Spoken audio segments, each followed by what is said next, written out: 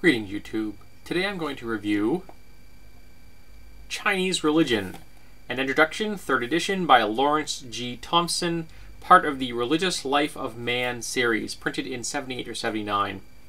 This isn't a particularly thick book. It was 134 pages of text plus notes and such at the end. I would still love if all books would put their footnotes at the end of each chapter or at the bottom of the page. I so despise books that have their footnotes all at the end. I am not flipping to the back of the end of the book to look at footnotes, so you might as well not include them, because I don't really care. It's just really annoying. This book covers traditional Chinese religion, the family level of religion, community level of religion, Buddhism, Taoism, Confucianism, though it's not entirely viewed as religion by some people. And briefly touches on the fact that in some ways Chairman Mao has been deified. The book starts with traditional Chinese religion, dealing with the types of ceremonies and the way that the family unit worships the divine world around them. The small gods of the home and the hearth, the gods of the earth and the sky, ancestor worship, a lot of devotion to ancestor worship, because that's really important in the Chinese philosophy, the Chinese religion. Then it takes it up a level to the community religions, the religions of farming and fishing and overall weather patterns, and the way that the Chinese use them as social conforming mechanisms and things like that. Then it gets into the imported Buddhism, because Buddhism did come from India, and how the Chinese took their own slant on it, making it a little different, but they did adopt many of the Buddhist concepts pretty much intact, entirely lifted them from India and brought them over to China, and how the monastic life of the Buddhist monks and the Buddhist nuns had an impact on Taoism and the Taoists practitioners, the priests and such, and how the Taoist temples and the Taoist monks very much mirrored the way the Buddhists had established their monasteries.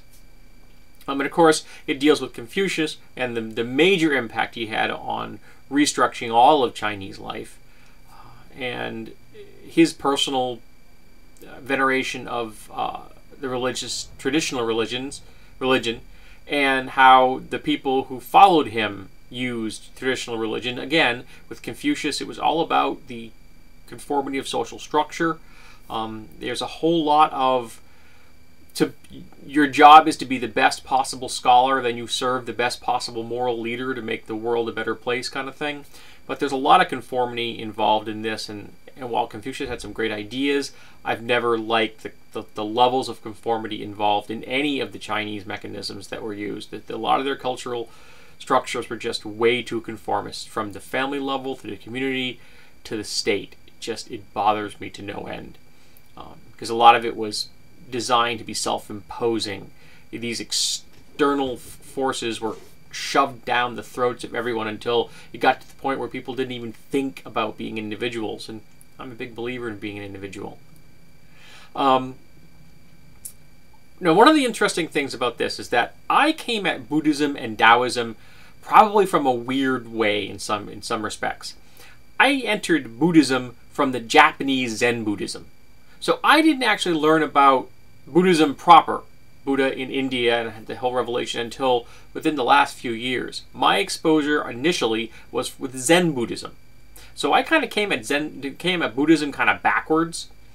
And my exposure to Taoism was kind of the opposite. I read the original works of Lao Tzu and Chuang Tzu, and I had nothing to do with anything after them. So it was kind of a shock years later when I began to realize that there was an entire Taoist tradition of Taoist priests, which in and of itself I thought was kind of weird, practicing alchemy, both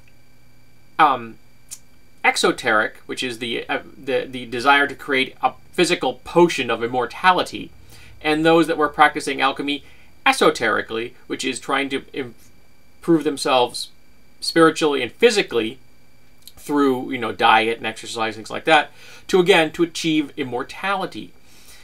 And I still think that if Lao Tzu had looked at these priests and these practices of people trying to achieve immortality, either externally or eternally, he would have looked at it, kind of shook his head, and just not got it. Why would you do that? It seemed very much to run counter to a true understanding of the Tao. And I'm no expert on this, I freely admit. But it still didn't seem to fit really well with an understanding of the Tao. But that's just me. But the book covers both of these topics, Buddhism and Taoism, to a good deal of detail. Now, this is only an introduction. It's not a big book. So it's not difficult for a person to read this and get a really good grasp of at least the basics of how Chinese religion functions. And this is still alive and well in Chinese communities all over the world. Taiwan, you know, in Hong Kong, and all over the place. There are all of the Chinatowns across the planet. These traditional religious practices are still in play. They're not being as common in China itself now because there's a very powerful communist government that is, at best, ignores the religions and when it doesn't actively oppose them. And I think it would be particularly useful for people who are into role-playing games.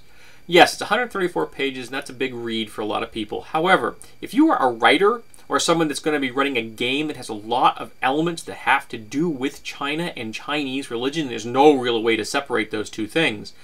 And particularly if you're going to want to, say, set it in the area before the communists, which would be perfect for, say, like a Call of Cthulhu game. You could 19th or early 20th century.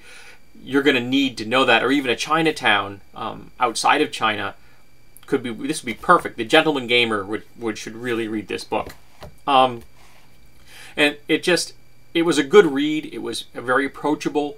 The author did a good job of explaining some fairly complex concepts admirably. So I recommend this. I really enjoyed reading it. I think I may actually see if I can chase down some more of the Religious Life of Man series and see what they have available. Because if the other books are about this size, then, you know, it'll be a good way to digest a fair amount of information without being overwhelmed by detail. So if you are interested in Chinese history and or Chinese religion or just religion in general, I definitely think this is a book that you should read.